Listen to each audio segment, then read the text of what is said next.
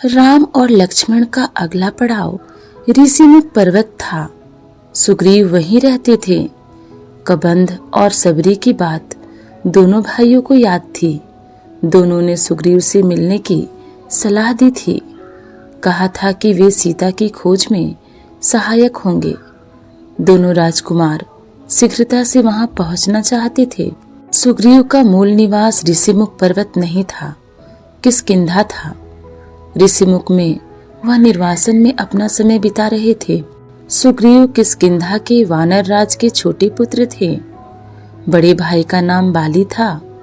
पिता के न रहने पर ज्येष्ठ पुत्र बाली राजा बना। पहले दोनों भाइयों में बहुत प्रेम था। राजकाज में किसी बात को लेकर मनमुटाव हुआ, फिर झगड़ा हो गया। इतना गंभीर कि बाली सुग्रीव को मार डालने पर उतर आया। जान बचाने के लिए सुग्रीव को ऋषिमुख आना पड़ा। ऋषिमुख आकर भी सुग्रीव का डर कम नहीं हुआ था। वह चौकस रहता था। विश्वास पात्र वानर निरंतर पहरे पर रहते थे। सुग्रीव स्वयं भी पहरा देता था, इस डर से कि कहीं बाली के गुप्तचर सैनिक वहां न पहुंच जाएं। एक दिन सुग्रीव पहाड़ी पर खड़ा था। उसने दो युवकों को उधर आते देखा। ये दोनों अवश्य बाली के गुप्तचर होंगे, मुझे मारने आ रहे होंगे। सुग्रीव ने तत्काल अपने साथियों को बुलाया। हमें ऋषिमुख छोड़ देना चाहिए। यह स्थान अब सुरक्षित नहीं है। बाली यहाँ भी अधम का है। सुग्रीव ने अपने साथियों से कहा, मैंने दो युवकों को इधर आते देखा है।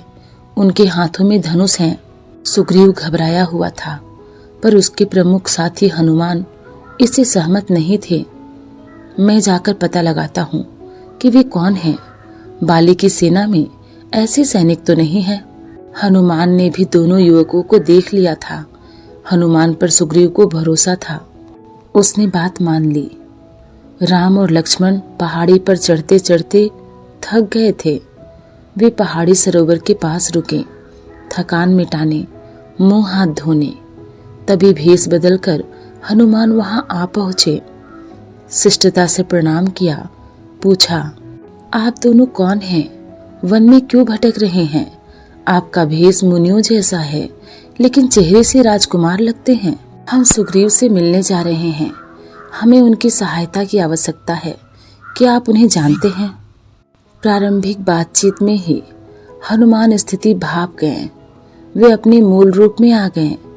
प्रणाम करते हुए बोले, मैं हनुमान हूँ, सुग्रीव का सेवक। उन्होंने आपका परिचय जानने के लिए यहाँ भेजा था। लक्ष्मण ने उन्हें अपना परिचय दिया, वन में आने का कारण बताया। यह भी बताया कि वे कबंध और सबरी की सलाह पर आए हैं, सुग्रीव से मिलने, उनसे सहायता मांगने। हनुमान के चेहरे पर हल्की सी मुस्कुराहट आ गई। कोई उससे सहायता मांगने आया है जिसे स्वयं सहायता चाहिए। हनुमान समझ गए, राम और सुग्रीव की स्थिति एक जैसी है। दोनों को एक दूसरे की सहायता चाहिए। वे मित्र हो सकते हैं। एक अयोध्या से निर्वासित है, दूसरा किष्किंधा से। एक की पत्नी को रावण उठा ले गया है, दूसरे की पत्नी उसके भाई ने छीन ली है। दोनों के पिता नहीं हैं। हनुमान ने राम और लक्ष्मण को कंधे पर बैठाया। कुछ ही पल में वे ऋषिमुख के शिखर पर पहुंच गए। हनुमान ने दोनों को सुग्रीव से मिलवाया। दोनों ने अग्नि को साक्षी मानकर मित्रता का वचन लिया। सुग्रीव ने कहा, आज से हमारे सुख दुख साझा हैं। राम ने सुग्रीव को सीता हरण के संबंध में बताया तो सुग्रीव अचानक उठ खड़े हुए। उन्हें कुछ याद आया। बोले, वानरों ने मुझे एक स्त्री के हरण की बात बताई थी। वह निश्चित रूप से सीता ही रही होगी। रावण का रथ इसी पर्वत के ऊपर से गया था। राम और लक्ष्मण ध्यान से उनकी बातें सुन रहे थे। सुग्रीव बोलते रहे, सीता स्वयं को रावण के चुंगल से छुड़ाने का प्रयत्न कर रही थी। वानरों को देखकर उन्होंने अपने कुछ आभूषण नीचे फेंके थे। गहनों की एक पोटली राम के सामने रखते हुए उन्होंने कहा, देखिए, क्या ये गहने सीता के हैं? राम ने आभूषण तुरंत पहचान लिए। कुछ गहने लक्ष्मण ने भी पहचाने। गहने देखकर राम शोक सागर में डूब गए। उनके मुंह से निकला, धिक्कार है मुझे, हे सीते, मैं संकट में तुम्हारी रक्षा नहीं कर सका। मेरा पौरुष, बल, पराक्रम, ज्ञान तुम्हारे काम नहीं आया। सुग्रीव ने उन्हें सांत्वना दी, सीता अवश्य मिल जाएगी, मैं हर प्रकार से आपकी सहायता करूंगा। मित्र, रावण का सर्वनाश निश्चित है। राम के बाद सुग्रीव ने अपनी व्यथा कथा सुनाई। बाली ने मुझे राज्य से निकाल दिया है, मेरी स्त्री छीन ली, मेरा वध करने की चेष्टा कर रहा है। संकट के समय हनुमान, नल और नील ने मेरा साथ दिया, मुझे कभी नहीं छोड़ा। उसने राम से सहायता मांगी। राम बोले, चिंता मत करो मित्र, तुम्हें अपना राज्य भी मिलेगा और स्त्री भी। राम देखने में सुकुमार थे, उन्हें देखकर उनकी शक्ति का पता नहीं चलता था। सुग्रीव को राम के आश्वासन पर भरोसा नहीं हुआ। बाली महाबलशाली है, उसे हराना इतना आसान नहीं है। वह साल के 7 वृक्षों को एक साथ झकझोर सकता है।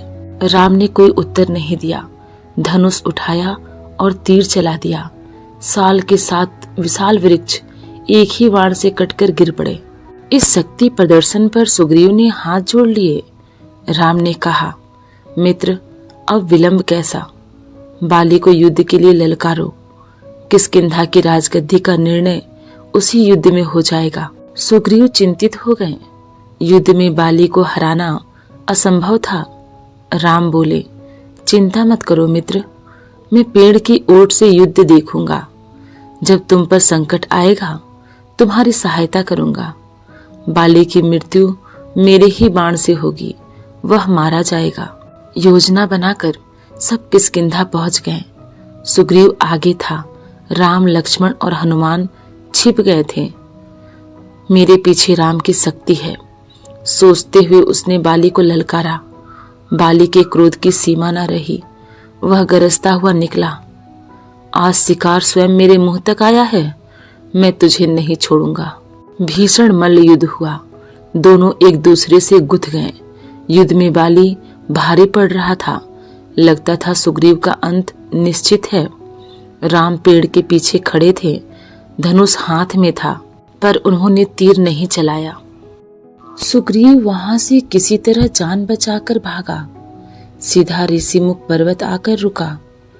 राम, लक्ष्मण और हनुमान भी लौट आए। सुग्रीव राम पर कुपित था, यह धोखा है, आपने मेरे साथ धोखा किया, समय पर बाण नहीं चलाया।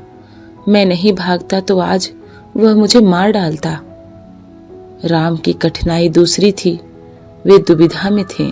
उन्होंने सुग्रीव को समझाया, तुम दोनों भाइयों के चेहरे मिलते जुलते हैं, दूर से दोनों एक जैसे लगते हो।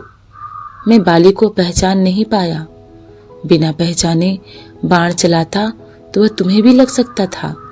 मैं इस चूक के लिए तैयार नहीं था, मैं अपने मित्र को खोना नहीं चाहता था। लक्ष्मण ने समझाया बुझाया, सुग्रीव को तैयार किया एक और युद्ध के लिए।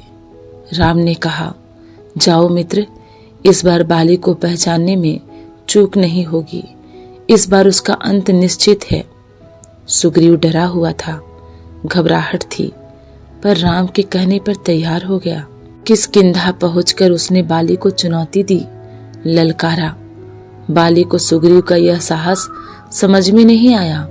वह अंतःपुर में था, अपनी पत्नी रानी तारा के साथ।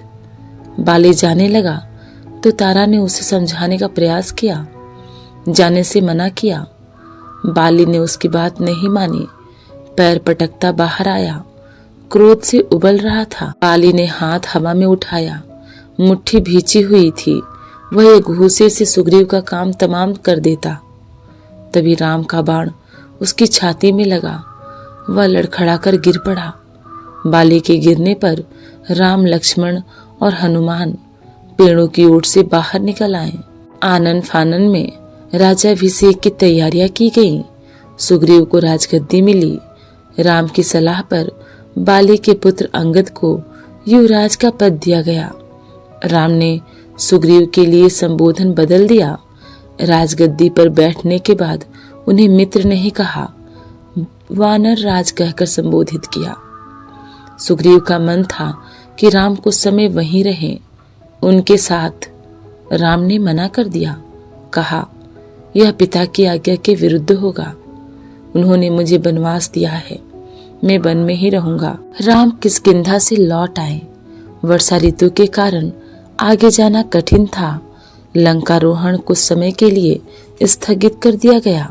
इस अवधि में वे प्रश्रवण पहाड़ पर रहे। वर्षा ऋतु बीत गई। राम प्रतीक्षा कर रहे थे सुग्रीव की वानर सेना की, सीता की खोज के लिए। सुग्रीव ने राज तिलक के दिन राम को इसका आश्वासन दिया था, लेकिन वह अपना वचन भूल गए, राग रंग में उलझ गए। राम चिंतित थे, दुखी भी।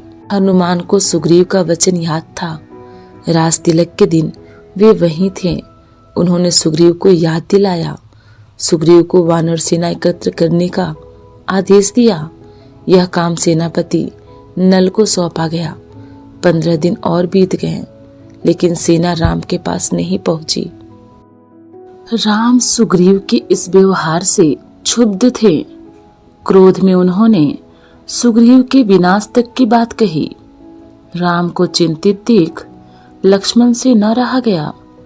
उन्होंने धनुष उठाया तो राम ने उन्हें रोक दिया। कहा, सुग्रीव को बस समझाना है, वह हमारा मित्र है। लक्ष्मण किष्किंधा चले गए सुग्रीव को समझाने। वहां पहुंचकर उन्होंने धनुष पर प्रत्यंचा चढ़ाई, डोरी खींचकर छोड़ी। उसकी टंकार से सुग्रीव कांप गया। धनुष की टंकार सुनते ही उसे राम को दिया वचन पुनः याद आ गया। तारा ने सलाह दी कि वे तत्काल जाकर राम से मिलें, क्षमा याचना करें। सुग्रीव ने ऐसा ही किया। राम के पास जाने से पूर्व सुग्रीव ने हनुमान को आवश्यक निर्देश दिए वानर सेना एकत्र करने का। इस बार सुग्रीव सेना एकत्र होने तक नहीं रुके, तुरंत निकल पड़े लक्ष्मण के पीछे पीछे। राम के सामने जाकर भयभीत वानर राज ने उनसे क्षमा मांगी अपनी चूक के लिए। राम ने उन्हें उठाकर गले लगा लिया। राम और सुग्रीव बातें कर ही रहे थे कि उछल कूद करती वानर टोलियां वहां आ पहुंची। हनुमान के साथ लाखों वानर थे, जामवंत के पीछे भालुओं की सेना। इसके बाद लंकारोहण की योजना बनी। वानरों को 4 टोलियों में बांटा गया। अंगद को दक्षिण जाने वाले अग्रिम दल का नेता बनाया गया। उस दल में हनुमान, नल और नील भी थे। राम की यही इच्छा थी। उन्होंने कहा, वानरों की सेना भेजने से पहले चतुर और बुद्धिमान दूतों को लंका भेजा जाए, यही उचित है। राम और सुग्रीव की जय जयकार करते वानर अपनी निर्धारित दिशाओं की ओर चल पड़े। दक्षिण जाने वाले दल को राम ने रोक लिया।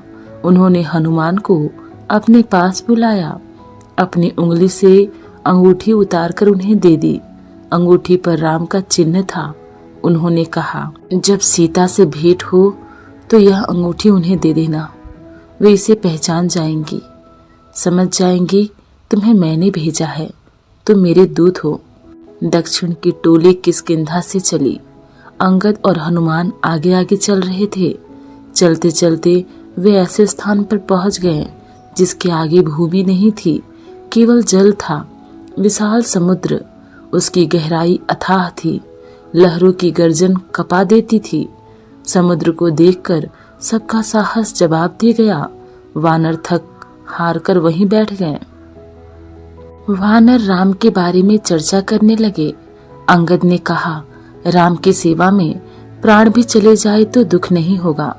जटायु ने अपनी जान दे दी, हम भी पीछे नहीं हटेंगे। तभी एक विशाल गिद्ध पहाड़ी के पीछे से निकला। वह जटायु का भाई था, संपाति। उसने कहा, सीता लंका में है, मैं जानता हूँ। रावण उन्हें लेकर गया है। आप लोगों को यह समुद्र पार करना होगा। सीता तक पहुँचने का बस यही एक रास्ता है। सीता की सूचना मिलने से प्रसन्न हुआ वानर दल फिर निराश हो गया। समुद्र सामने था, विकराल था, उसे कौन पार करेगा, कैसे करेगा? अंगद उदास हो गए। लक्ष्य सामने था पर विकट था, उन्हें कुछ सूझ नहीं रहा था।